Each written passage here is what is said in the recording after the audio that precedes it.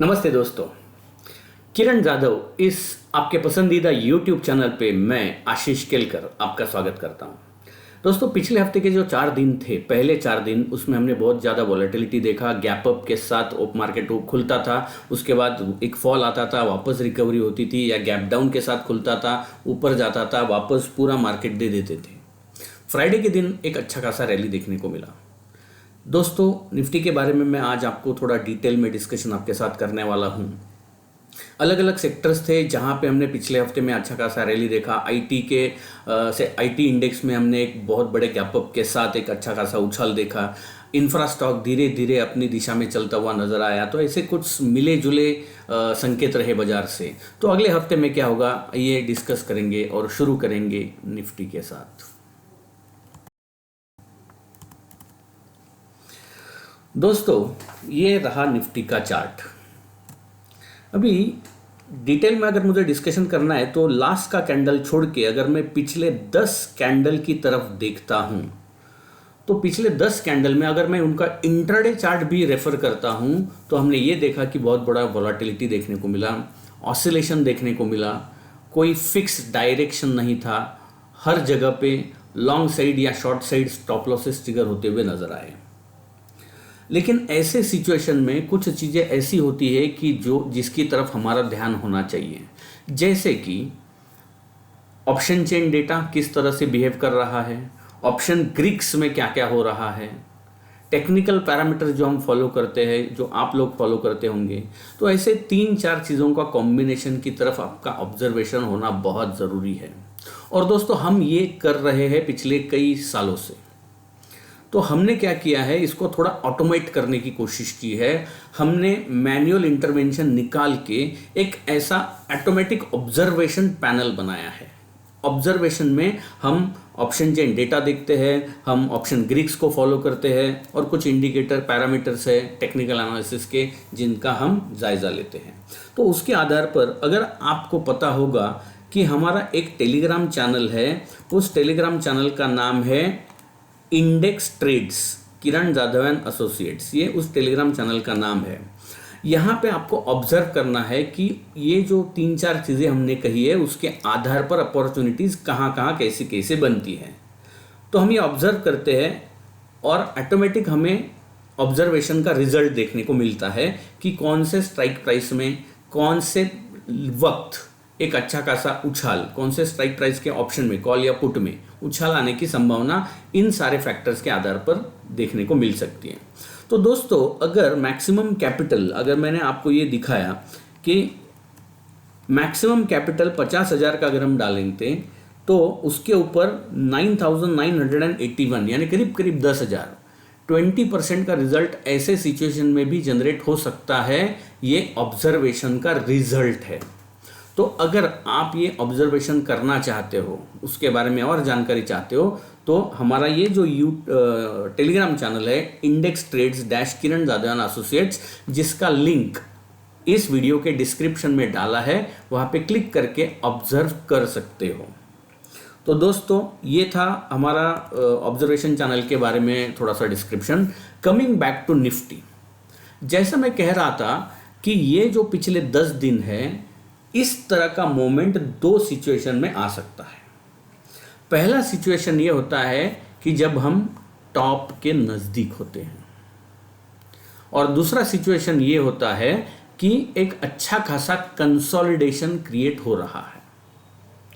अभी इन दोनों सिचुएशन में से कौन सा सिचुएशन चार्ट के ऊपर देखने को मिल रहा है?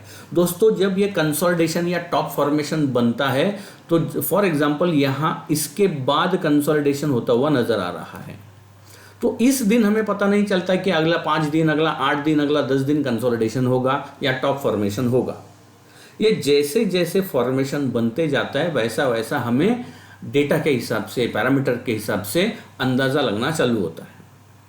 अभी लास्ट कैंडल की तरफ मैं देखता हूं, और इस कंसोलिडेशन का जोन अगर मैं क्रिएट करता हूं, जो मैं अभी आपके सामने कर रहा हूं, मैं अगर यहां से एक ट्रेंड लाइन ड्रॉ करता हूं,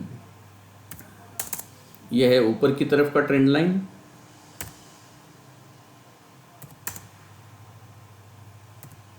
और यह है नीचे की तरफ का ट्रेंड लाइन।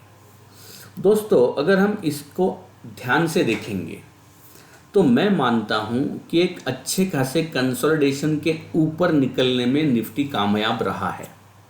और पिछले कई वीकली वीडियो में मैंने आपको बताया है कि अगर ऐसा कभी ब्रेकआउट होता है तो उसके बाद क्या होता है, वापस एक बार टेस्टिंग के लिए आता है। तो यानी वापस ये जो हमने लाइन ड्रॉ की है वो बहुत अहम लेवल रहेगा हमारे लिए अगले हफ्ते में। अगर अगले हफ्ते में ये वापस टेस्ट करने के लिए नीचे आता है और नीचे की तरफ वापस ब्रीच करता है, क्रैक डाउन होता है, तो फिर ये फेक ब्रेकआउट माना जाएगा। और टेस्ट करके वापस ऊपर की तरफ उछालने की कोशिश करता है तो इसका मतलब ये है कि ये ट्रेंड कंफर्म हो जाएगा। तो अगला हफ्ता भी जैसे पिछले 2 हफ्ते में मैं आपको बता रहा हूं, कॉशियस रहो, स्ट्रेंथ थोड़ा थोड़ा कम होता हुआ नजर आ रहा है। अगले हफ्ते के लिए भी मेरा व्यू ये है कि थोड़ा कॉशियस ही रहना जरूरी है। अभी हम 21,900 के आसपास हैं। साइकोलॉजिकली 22,000 ये अहम लेवल रहेगा। मैंने ऑप्शन चेन डेटा भी देखा है और उसके ऊपर भी मैं इसके साथ साथ डिस्कशन करने वाला हूँ। 22,000 ये एक साइकोलॉजिकल लेवल है जहाँ पे एक छोटा सा रेजिस्टेंस बनता हुआ नज़र आ सकता है। उसके ऊपर तो मतलब ब्लू स्काई टेरिटरी है, ओपन ब्लू स्काई टेरिटरी है, कोई रेजिस्टेंस बनता हुआ नहीं नज़र आ रहा है। तो इमीडिएटली 22,000 को क्रॉस करना बहुत ज़रूरी है अगर निफ्टी को ऊपर की तरफ छलांग लगानी है और ये रैली कंटिन्यू करनी है। लेकिन मैं सबसे पहले ये सोचता हूँ, मैं ये चार्ट का जायज़ा लेते वक्त मेरा ध्यान ज़्यादा किधर होता है, तो मेरा सेफगार्ड लेवल कौन सा है, नीचे की तरफ। और इस चार्ट फॉर्मेशन के हिसाब से 21,700 जो हमारा ट्रेंड लाइन का वैल्यू अप्रॉक्सीमेटली है वो 21,700 है। जब तक हम इसके ऊपर रहेंगे तो मैं मानता हूँ ऑसिलेशन थोड़ा सा ऊपर की तरफ जो छोटा हेडरूम बनता हुआ नज़र आ रहा है 21,000, 21,200, 21,300 वहाँ तक उछाल लगाने की कोशिश हो सकती है जब तक हम 21,700 के ऊपर हैं। अगर 21,700 ब्रीच हो गया, वहाँ पे उसके नीचे सस्टेन हुआ, तो ये टॉप फॉर्मेशन की दिशा में जाने का पहला संकेत चार्ट मुझे दे देगा। उस वक्त वापस हम जायजा लेंगे कि अगर ये टॉप फॉर्मेशन हो गया है तो नीचे के कौन से लेवल्स खुलते हुए नजर आएंगे। तो ओवरऑल निफ्टी पे मेरा व्यू ये बन रहा है कि जब तक हम 21,700 के ऊपर है हमें कॉशियस मोड रहना चाहिए। 21,700 के नीचे आता है, सस्टेन होता है वहाँ पे नीचे, तो हमारा व्यू थोड़ा बेरिश की तरफ झुकना चालू हो जाएगा। तो दोस्तों ये था टेक्निकल एनालिसिस के ऊपर डिस्कशन निफ्टी का। अभी हम बात करेंगे निफ्टी के ऑप्शन चेन डेटा की। 18 जनवरी को दोस्तों 18 जनवरी को हमारा एक्सपायरी है अगले हफ्ते का निफ्टी का वीकली एक्सपायरी। पहले कॉल साइड की तरफ जाएंगे। अगर मैं कॉल साइड देखता हूं तो 22,000 पे 79,000 का लेवल है और 22,300 पे 1,04,000, 22,500 पे 1,18,000, यानी मल्टीपल रेजिस्टेंसेस बनते हुए नज़र आ रहे हैं। सबसे ज़्यादा अगर मैं नज़दीक वाला और सबसे ज़्यादा वाला देखता हूं तो 22,300 है, यानी ऊपर की तरफ पहला रेजिस्टेंस हमें दिखाई देगा 22,000 साइकोलॉजिकल लेवल, उसके बाद 22,200 और उसके बाद 22,300 मल्टीपल रेजिस्टेंसेस बनते हुए नज़र आ रहे हैं। इसलिए मैंने कहा एक छोटा सा हेडरूम जहाँ पे रेजिस्टेंसेस बनते हुए नज़र आ रहे हैं। नीचे की तरफ अगर मैं देखता हूँ पुट, दोस्तों पुट साइड अगर मैं देखता हूं तो 21,800 पे 1,40,000 का ओपन इंटरेस्ट बनता हुआ नज़र आ रहा है एंड 1,64,000 22,700 पे 22,500 बहुत दूर है और वहाँ पे सिर्फ 82,000 है, यानी हाईएस्ट ओपन इंटरेस्ट 21,700। दोस्तों टेक्निकल डिस्कशन में 21,700 हमने डिस्कस किया और ऑप्शन चेन डेटा के हिसाब से 21,700 यानी ये लेवल मैच हो रहा है, इसीलिए ये बहुत अहम लेवल रहेगा। तो क्यों ना इसके साथ साथ हम निफ्टी के लिए पुट कॉल रेशो क्या दर्शा रहा है इसका भी जायज़ा लें। सो मैं देख रहा हूँ अभी निफ्टी का पुट कॉल पीसीआर। दोस्तों निफ्टी का अगर मैं पुट कॉल रेशो देखता हूँ तो 1.4 तक पहुँच गए हम, 1.4। और अगर मैं चार्ट फॉर्मेशन देखता हूँ तो ये जो हमारा रेंज होता है उस रेंज के ऊपरी छोर के नज़दीक आते हुए हम नज़र आ रहे हैं। यानी ये इंडिकेट कर रहा है कि अभी ऊपर ज़्यादा हेडरूम बचा नहीं है। टेक्निकल भी वही कह रहा है। ऊपर की तरफ ऑय डेटा मुझे ये सजेस्ट कर रहा है कि मल्टीपल रेजिस्टेंसेस है और पुट कॉल रेशो भी, इसीलिए मैं थोड़ा कॉशियस रहना चाहूँगा अगले हफ्ते के लिए। तो दोस्तों ये था ओवरऑल व्यू फॉर निफ्टी। अभी बात करेंगे बैंक निफ्टी की। बैंक निफ्टी का चार्ट स्ट्रक्चर अगर मैं दोस्तों देखता हूं तो यहां पे मैं आपके लिए एक ट्रेंड लाइन ड्रॉ करना चाहूँगा जिसकी तरफ आपका ध्यान होना चाहिए।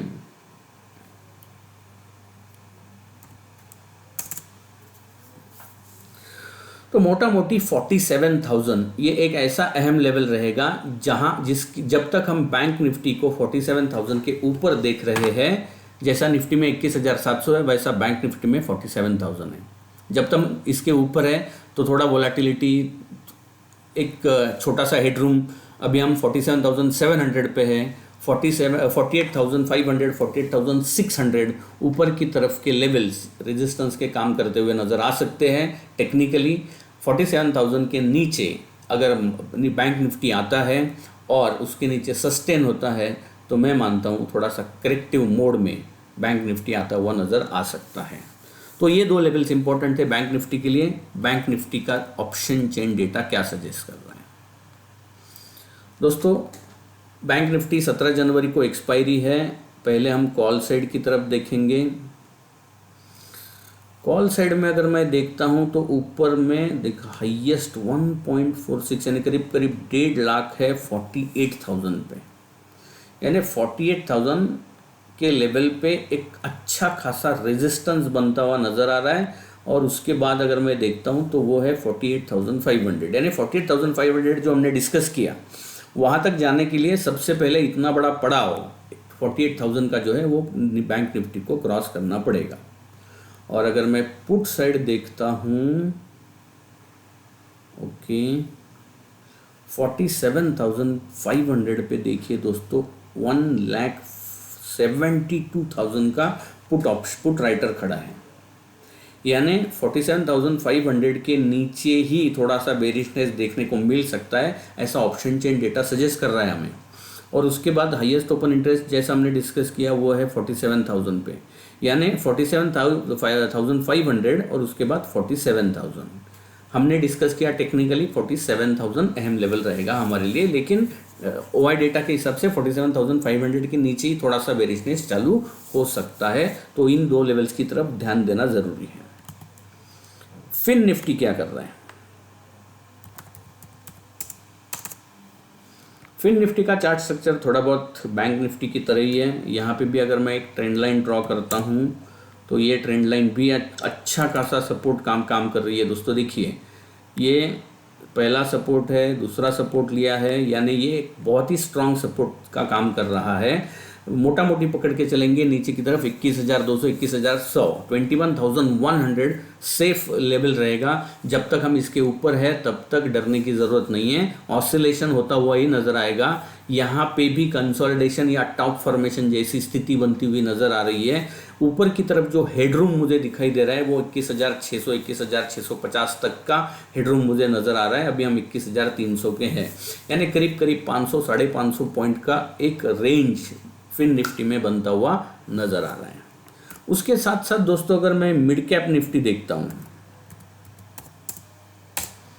अभी मिड कैप निफ्टी में consistently higher top higher bottom formation बनता हुआ नज़र आ रहा है। जब मिड कैप निफ्टी नीचे आता है तब तक उसके बाद वापस एक अच्छा खासा रिकवरी बनता हुआ नज़र आता है। और अगर मैं देखता हूँ तो ये डोजी फॉर्मेशंस बनाते हुए ऊपर की तरफ चल रहा है, यानी पहले जैसे अच्छे खासे कैंडल की बॉडी अगर मैं देखता हूँ अच्छे खासे कैंडल की बॉडी थी, अभी थोड़ा सा प्रेशर बॉडी कैंडल के बॉडी के ऊपर प्रेशर बनता हुआ नज़र आ रहा है।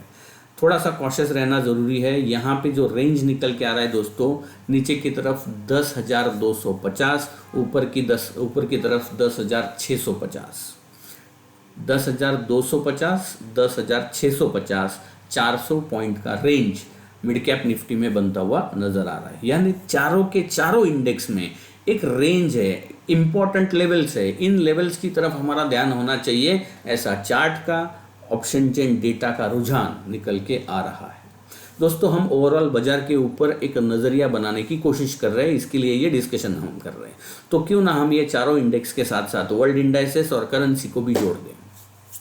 बात करेंगे डाउ की।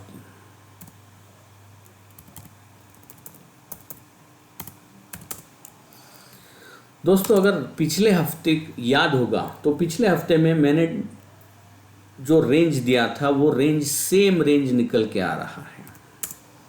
और अगर मैं ये ट्रेंड लाइन भी ड्रॉ करता हूँ तो दोस्तों देखो, सेम उसी की तरह से इसी रेंज में मार्केट ऑसिलेट होता हुआ नज़र आ रहा है। अभी अगले हफ्ते के लिए अगर मैं ये रेंज बनाना की कोशिश करता हूँ तो पिछले हफ्ते का जो रेंज है उसमें से थोड़ा सा ही बदलाव मैंने किया है। ऊपर की तरफ पिछले हफ्ते का रेंज सेम है, लेवल सेम है 37,850, और नीचे की तरफ 37,250, 600 पॉइंट का रेंज है। ये दो लेवल्स मेक और ब्रेक लेवल्स रहेंगे डाउ के लिए। अभी देखेंगे नैस्डैक। दोस्तों, नैस्डैक 100 की अगर हम बात करेंगे तो पिछले हफ्ते में मैंने कहा था 16,100 ये सेवियर है, 16,150 सेवियर लेवल है। हम उसके नज़दीक से ही वापस एक अच्छा खासा रैली हमने नैस्डैक में देखा। अभी अगले हफ्ते के लिए मैं मानता हूं कि इसका जो अहम लेवल का एक रेंज मैंने निकाल के रखा है, 17,000 ऊपर की तरफ स्ट्रॉन्ग रेजिस्टेंस है। जब तक हम इसके नीचे है तो थोड़ा ऑसिलेशन देखने को मिल सकता है। और सपोर्ट का जो लेवल है जो पिछले हफ्ते मैंने कहा था 16,540, पिछले हफ्ते में मैंने जो रेजिस्टेंस बताया था 16,540, इसके ऊपर रैली आएगा तो वो रैली देखने को मिला। अभी वो जो सपोर्ट था, रेजिस्टेंस था, वो अभी सपोर्ट का काम करेगा। यानी ऊपर की तरफ 17,000 और नीचे की तरफ 16,540, यानी मोटा मोटी 16,500। ये 500 रेंज का 500 डिफरेंस का जो रेंज है वो इसके लिए अहम बनता हुआ नज़र आएगा। उसके साथ साथ हम डिस्कस करेंगे यूएसडी INR। दोस्तों, मैं पिछले कई हफ्तों से जो लेवल बोल रहा था 83, वो पिछले हफ्ते में ब्रीच हुआ था एक अच्छा खासा, क्योंकि ये बहुत अहम लेवल था तो बहुत अच्छे खासे पोजीशन इसके नीचे बनते हुए नजर आए। एक तेज गिरावट रुपए में देखने को मिली और वहीं इमीडिएटली प्रॉफिट बुकिंग ही देखने को मिला। अभी करंटली हम एग्जैक्ट 83 के आसपास हैं। ये यहाँ पे क्या हम 83 को क्रॉस करके वापस रुपए को ऊपर भागते हुए देखेंगे, या 83 रेजिस्टेंस जो पहले अर्लियर सपोर्ट था वो ब्रीच होके वापस टेस्ट करने के लिए आए हैं।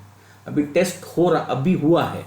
अभी इसके आगे क्या इसको होल्ड करता है और वापस नीचे की तरफ निकलता है, या उसको ब्रीच करके डायरेक्शन चेंज कर सकता है, ये अगले हफ्ते में हमें देखना पड़ेगा। तो थोड़ा कॉशियस रखना पड़ेगा। मैं मानता हूँ ऊपर की तरफ अगेन 83.20, 83.25 के लेवल्स टेस्ट होते हुए नजर आएंगे अगर हम 83 के ऊपर निकलते हैं। नीचे की तरफ अभी रेंज वापस थोड़ा सा चेंज करना चाहता हूँ 82.85। अगर हम 82.85 के नीचे रुपए को फिसलते हुए देखेंगे तो रुपए की ताकत और बढ़ेगी, स्ट्रेंथ गैदर होती हुई नजर आएगी, और 83.25 के ऊपर वापस एक बार कमजोरी सेट इन होती हुई यूएसडी INR में देखने को मिल सकती है। तो ओवरऑल पूरा इनडिसाइसिव मामला है, कॉशियस रहना चाहिए। हर एक चार्ट चिल्ला के बता रहा है। इसके बाद दोस्तों हम डिस्कस करेंगे सेक्टर्स के ऊपर। पिछले हफ्ते में मैंने बहुत सारे सेक्टर्स के ऊपर बात किया था। मैंने आपको 2 सेक्टर्स की तरफ ध्यान रखो ऐसा मैंने बोला था, उसके ऊपर भी मैं बात करूंगा। और एक नया सेक्टर है जिसकी तरफ मैं आपका ध्यान लाना चाहूँगा। तो पहले जो नॉर्मल सेक्टर्स हम डिस्कस करते हैं उसके बारे में बात करेंगे। सबसे पहला हेल्थ, निफ्टी हेल्थ। लगातार पिछले कई हफ्तों से मैं उसके बारे में बात कर रहा हूँ। देखो, मैं पिछले हफ्ते में मतलब 3 हफ्ते पहले मैंने आपको बोला था कि इस लेवल की तरफ ध्यान दो, एक अच्छा खासा कंसोलिडेशन हुआ है, उसके ऊपर निकलते ही एक रैली देखने को मिला। अभी इस रैली के बाद जैसे दोस्तों ये रैली यहाँ पे बना, उसके बाद कंसोलिडेशन हुआ, वापस एक रैली और उसके बाद अभी कंसोलिडेशन हो रहा है। तो कंसोलिडेशन के बाद या तो ऊपर की तरफ का ब्रेकआउट मिलता है या फिर टॉप फॉर्मेशन होकर नीचे की तरफ थोड़ा करेक्टिव एक्शन देखने को मिलता है। अभी कंसोलिडेशन हो रहा है, तो ऐसे 2 इंपॉर्टेंट लेवल्स हैं जिसकी तरफ हमारा ध्यान होना चाहिए। हेल्थ के लिए नीचे की तरफ 10,800 और ऊपर की तरफ 11,050, ये 2 लेवल्स है, इस इंडेक्स को ध्यान देना चाहिए। 10,800 के नीचे फिसलता है तो करेक्टिव मोड है, 11,050 के ऊपर निकलता है तो फ्रेश ब्रेकआउट होगा, अपॉर्चुनिटीज मिलेगी, आपका ध्यान उन स्टॉक्स पे होना चाहिए। दूसरा oil and gas, Nifty oil and gas, बहुत ही बेहतरीन रैली हमने पिछले हफ्ते में इस इंडेक्स में देखी है, स्टॉक्स में देखी है। मैं मानता हूं कि आपने एनालिसिस करके खुद का अगर किसी स्टॉक में निवेश किया है तो ये कंटिन्यू रह सकता है, अप ट्रेंड कंटिन्यू करने की पूरी संभावना है। स्ट्रिक्ट ट्रेलिंग स्टॉप लॉस का यूज करके हमें हमारी पोजीशंस का ख्याल रखना ज़रूरी है। तीसरा जो सेक्टर्स है ऑटो, निफ्टी ऑटो एक रैली देखा, उसके बाद एक करेक्टिव मोड, वापस थोड़ा कंसोलिडेशन और ऊपर निकलने की कोशिश। अभी यहाँ पे फ्रेश पोजीशन ले पाना थोड़ा मुश्किल होगा। अगर फ्रेश पोजीशन लेनी है तो 18,850 18,900 के ऊपर अगर ये इंडेक्स निकलता है तो वापस एक बार अच्छा खासा रैली इन ऑटो स्टॉक्स में देखने को मिल सकता है। दोस्तों जब तक ये इंडेक्स 18,400 के ऊपर हम देख रहे हैं वो इसी तरह से परफॉर्म करता हुआ नजर आ सकता है, ऐसा मेरा मानना है।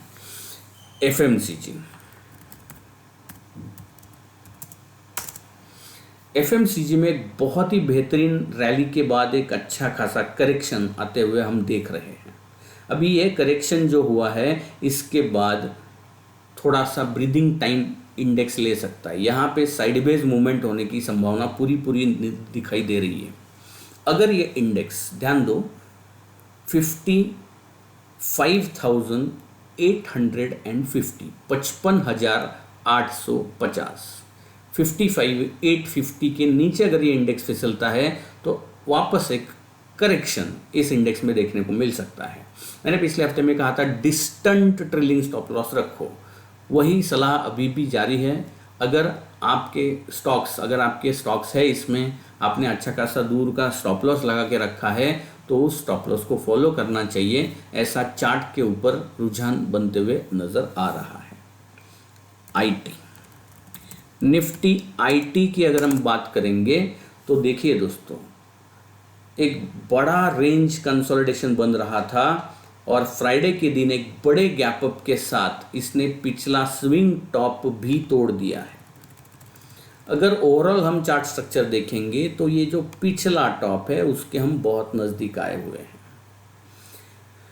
ये जो ब्रेकआउट हुआ है लेवल जो है 36,000 का, यहाँ से 500 पॉइंट नीचे, ये ब्रेकआउट लेवल को टेस्ट करने के लिए नीचे आ सकता है तो हमें अपॉर्चुनिटीज़ ढूंढनी चाहिए। और उसके साथ साथ जो पिछला टॉप हमने देखा ये स्विंग टॉप ये है 36,850 के आसपास थोड़ा सा रेजिस्टेंस देखने को मिलेगा। अगर वो क्रॉस कर दिया तो आईटी स्टॉक में बेहतरीन रुझान देखने को मिल सकता है। फिर भी वापस एक बार याद दिलाना चाहता हूँ, कॉशियस रहिए, स्टिक स्टॉप लॉसेस, क्योंकि Nifty, bank Nifty, fin Nifty, mid cap Nifty ये या तो टॉप फॉर्मेशन या तो कंसोलिडेशन बना रहे हैं, तो ऐसे केस में कॉशियस रहना बहुत ज़रूरी है। अभी पिछले हफ्ते में मैंने उसके पहले 2 और इंडेक्स दिखाना चाहूँगा, निफ्टी पीएसयू बैंकिंग। दोस्तों वापस एक बार ऊपर की तरफ निकलने के लिए रेडी होता हुआ ये इंडेक्स दिखाई दे रहा है। ये इंडेक्स अगर 5900 के ऊपर निकलता है तो वापस एकदम बेहतरीन रैली पीएसयू बैंकिंग स्टॉक्स में देखने को मिल सकती है। जब तक हम 00 5600 के ऊपर है, हमें डरने की ज़रूरत नहीं है। अच्छे खासे मतलब एक ब्रीदिंग टाइम ले सकता है, कंसोलिडेट हो सकता है, लेकिन बहुत बड़ी गिरावट नहीं आने की संभावना है जब तक हम 5600 के ऊपर है इस पर्टिकुलर इंडेक्स में। फार्मा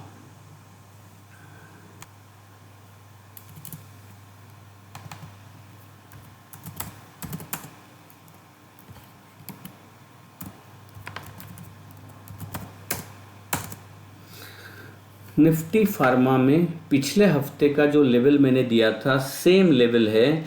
मैं मानता हूं कि 17,100 नीचे की तरफ और ऊपर की तरफ 17,600।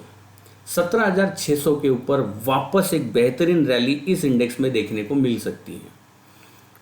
पिछले हफ्ते में मैंने आपको फार्मा और सर्विस और मीडिया ये 3 स्टॉक के बारे में बोला था। उसमें से पहला फार्मा वापस सेम रेंज है, इसके ऊपर अगर हम निकलते हैं तो अच्छा खासा रुझान देखने को मिल सकता है फार्मा में। अभी मीडिया, निफ्टी मीडिया के बारे में मैंने आपको पिछले हफ्ते में ध्यान रखने के लिए बोला था। दोस्तों मैंने आपको 2525 लेवल दिया था पिछले हफ्ते में, ये लेवल अभी भी बरकरार है। हम उसको टेस्ट करके वापस उसके नज़दीक जाके नीचे आए हैं और मैंने आपको कंप्रेस करके ये चार्ट दिखाया था। दोस्तों ये बहुत ही बड़ा breakout above multiple top formation के नज़दीक है। इस इंडेक्स की तरफ ध्यान होना चाहिए। जब हम 2525 के ऊपर निकलेंगे तो बेहतरीन ब्रेकआउट मीडिया स्टॉक्स में देखने को मिल सकता है, तो ध्यान इधर भी होना चाहिए। सर्विस, पिछले हफ्ते में मैंने निफ्टी सर्विसेज के बारे में भी आपको बोला था।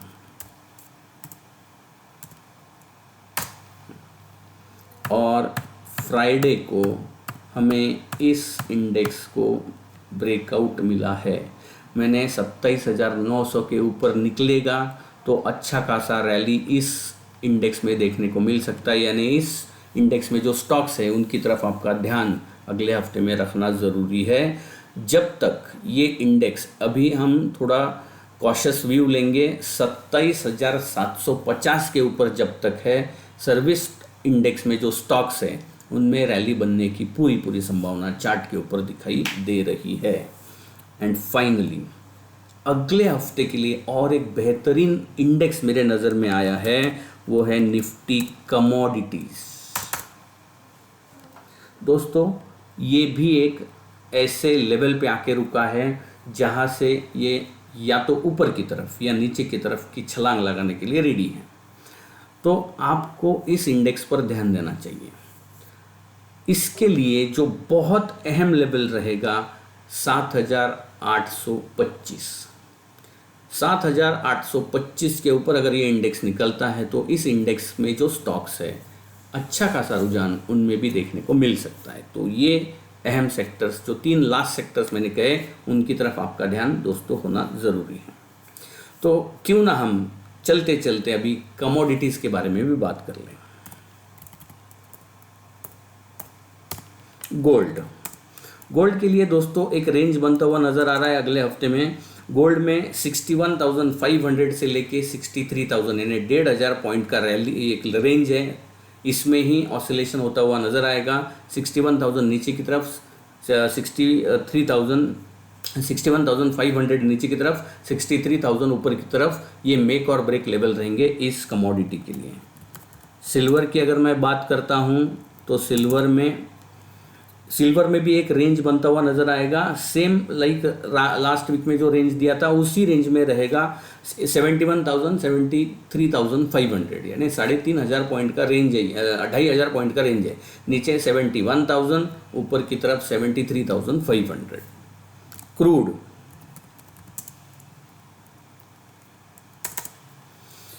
क्रूड में दोस्तों सेम रेंज पिछले हफ्ते का जो है वही बना रहेगा। नीचे की तरफ 5,800, ऊपर की तरफ 6,200, इसी रेंज में क्रूड रहने की संभावना है। ये मेक और ब्रेक लेवल्स रहेंगे क्रूड के लिए।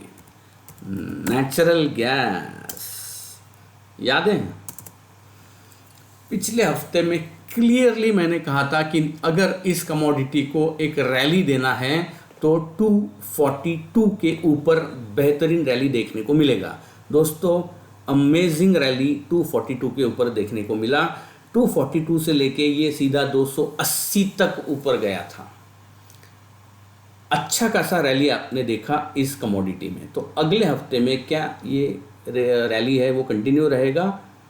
रहने की संभावना है अगर ये कमोडिटी 200 एंड मेरे ख्याल से 281 की ऊपर अगर ये निकलेगा तो अच्छा खासा रैली कंटिन्यू होगा, जो इस कमोडिटी को 295 से लेके 300 के लेवल्स को टेस्ट कर रहा होता वो नज़र आएगा। एक रेंज भी बन रहा है, ऊपर की तरफ 281 है और नीचे की तरफ जो है वो 250 है, थोड़ा डीप डाउन है, 30 पॉइंट का है। पहले मैंने 20 पॉइंट का रेंज दिया था, अभी अच्छा खासा रैली के बाद ऑसिलेशन ज़्यादा बढ़ता है, इसलिए 30 पॉइंट का रेंज बनता हुआ नज़र आ रहा है। 250 से लेके 280, 250, 281 ये रहेगा रेंज इस कमोडिटी के लिए। अभी इसके साथ साथ दोस्तों अगले हफ्ते में इंपॉर्टेंट इवेंट्स क्या है? तो यस, डेफिनेटली अगले हफ्ते में कुछ इवेंट्स हैं। कौन से इवेंट्स हैं?